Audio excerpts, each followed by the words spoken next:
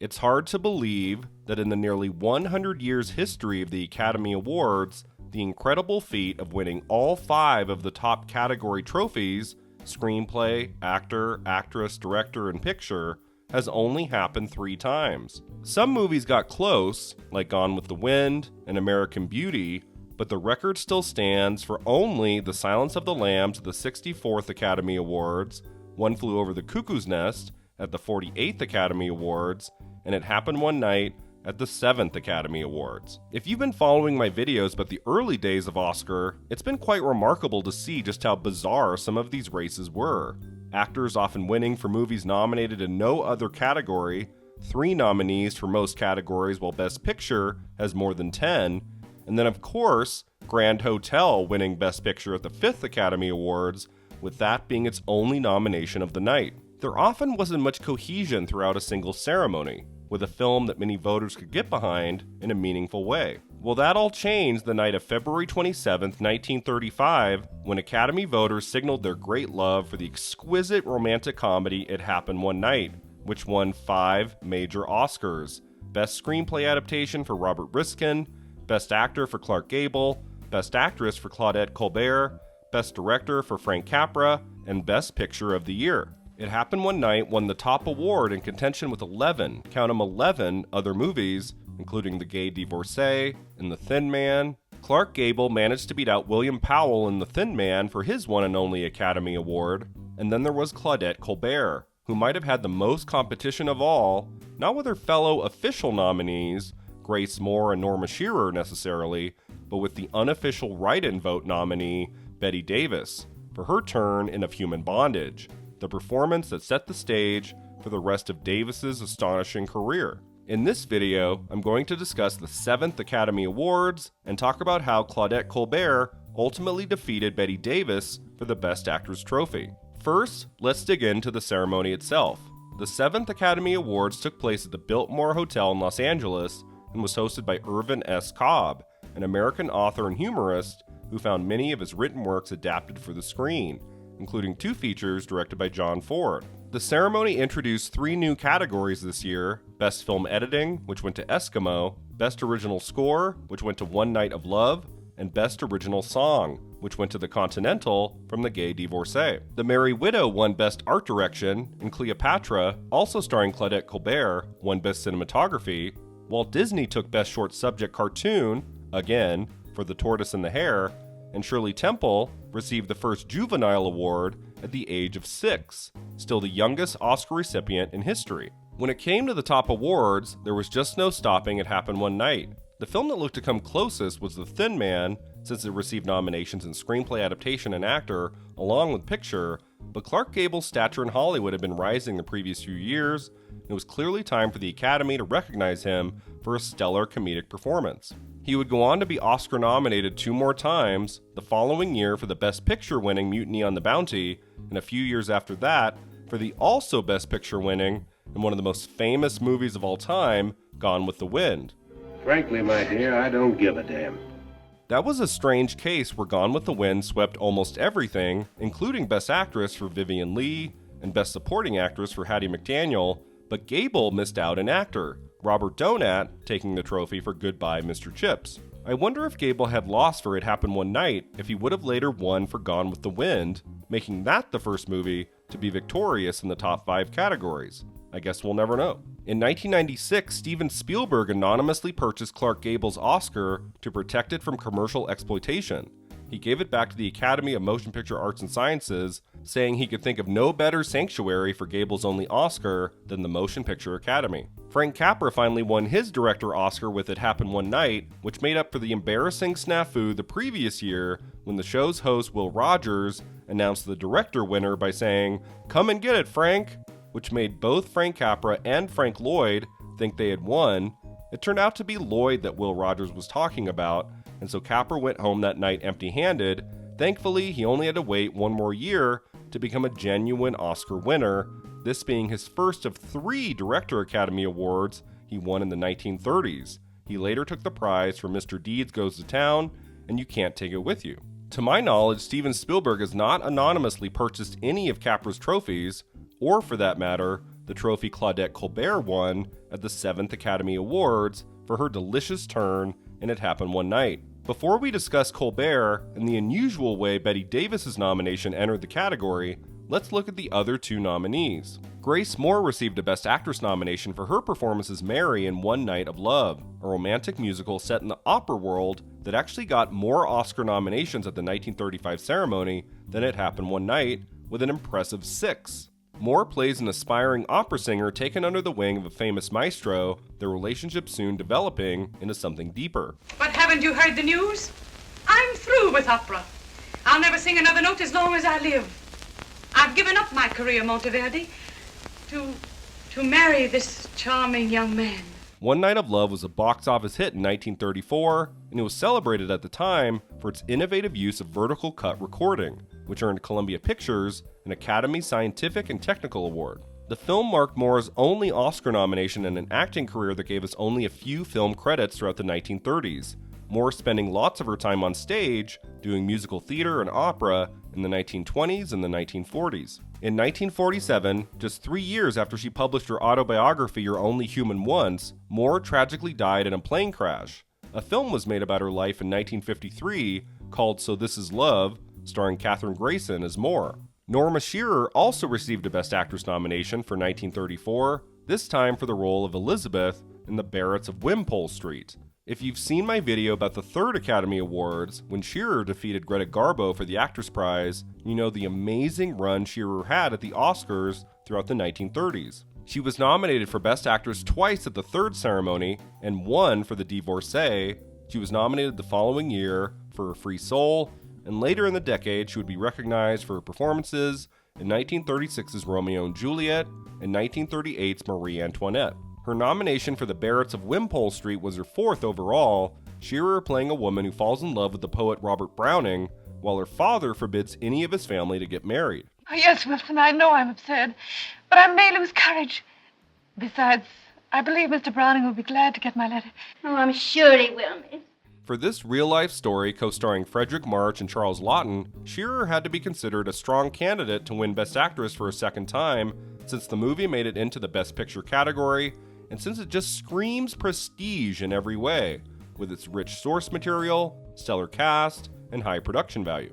The film was a hit at the box office. The Film Daily year-end poll of 424 critics chose it as the best film of 1934, and in the New York Times, Andre Senwald praised Shearer's performance as a brave and touching piece of acting. In a less competitive year, it's possible Shearer could have picked up a second trophy, but the movie missing out on other key nominations, like Best Actor and Best Director, along with Shearer already having won an Oscar, probably resulted in her missing this time around. The third and final official nominee for Best Actress at the 7th Academy Awards was Claudette Colbert for It Happened One Night.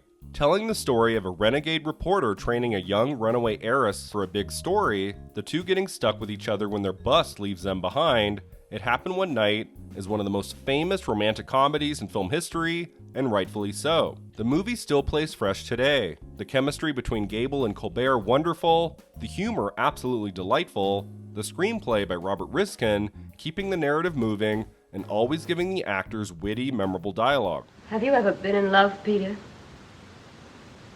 Me? Yes.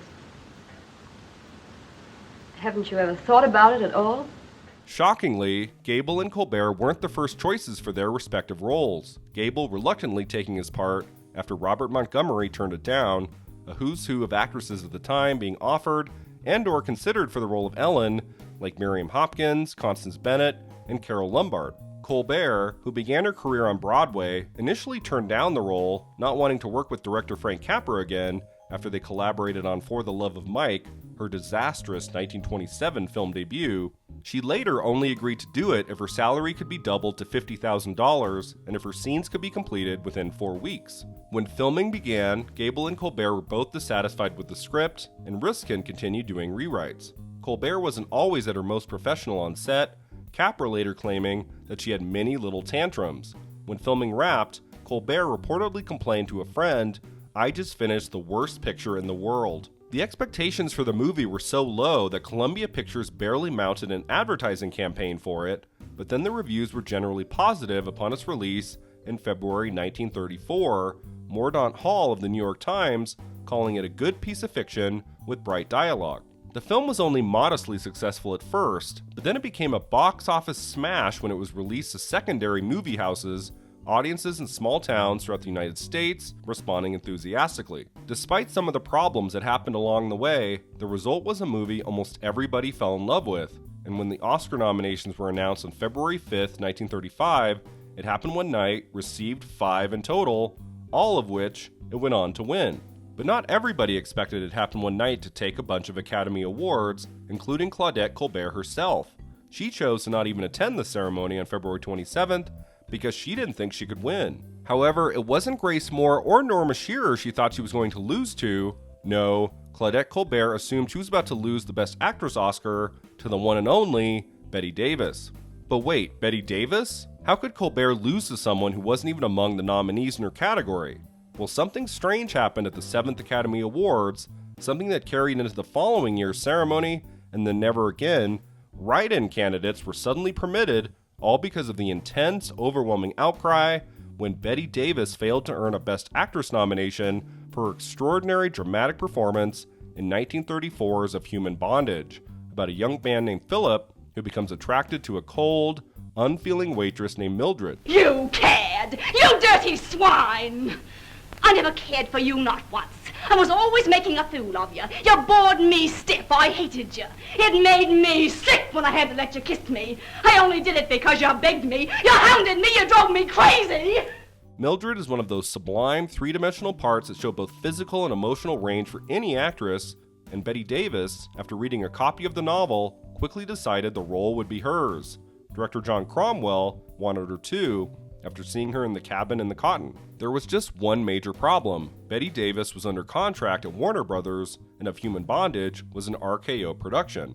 Davis, like Colbert, started her career in the theater, and she moved to Hollywood in 1930, where at first she worked under contract at Universal Studios. After 1 year and 6 unsuccessful films, studio head Carl Laemmle elected not to renew her contract, and Davis almost abandoned Hollywood for a return to the stage when actor George Arliss chose Davis to be the lead female role in the Warner Brothers film The Man Who Played God, which marked Davis's first big break. Based on that film's success, Warner Brothers signed her to a 5-year contract, and she ultimately stayed there for 18 years. But Bette Davis wasn't always thrilled with her roles at Warner Brothers, especially in the beginning, and she wasn't happy when studio head Jack Warner was initially hesitant in letting Davis to RKO because he thought the role of Mildred in Of Human Bondage would destroy her glamorous image. Davis later said an evil heroine such as Mildred was really unheard of in that day. Warner could not possibly understand any actress who would want to play such a part.